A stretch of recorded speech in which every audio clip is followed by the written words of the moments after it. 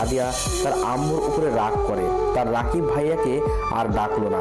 সেই দিনটা এমন করে চলে গেল, কিন্তু নাদিয়া রাতে আবার গেল তার ভাইয়াকে ডাকতে। যখন তার আম্মুরা ঘুমিয়ে পড়ে তখন ভাইয়া ভাইয়া বলে অনেক ডাকলো, কিন্তু তার কোনো সাড়া শব্দ পেল না। তাই নাদিয়া মনে করলো হয়তো ভাইয়া ঘুমিয়ে পড়েছে, তাই আর তার ভাইয়াকে ডাকা ঠিক হবে না, তাই সে আর বেশি ডাকলো না। কিন্তু নাদিয়ার কেমন যেন লাগছে, তার মন শুধু বলছে তার ভাইয়ার কিছু একটা হয়ে যায় নাই তো।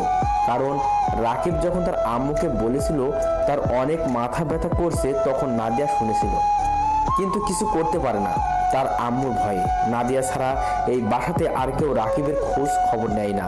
কেউ একবার মনেও করে না রাকিব সারাদিন কেন ঘর থেকে বের হচ্ছে না। এভাবে 4 দিন চলে গেল, কিন্তু এখনো কেউ জানে না তাদের বাসাতে কেউ একজন মারা গিয়েছে। কিভাবে জানবে? কারণ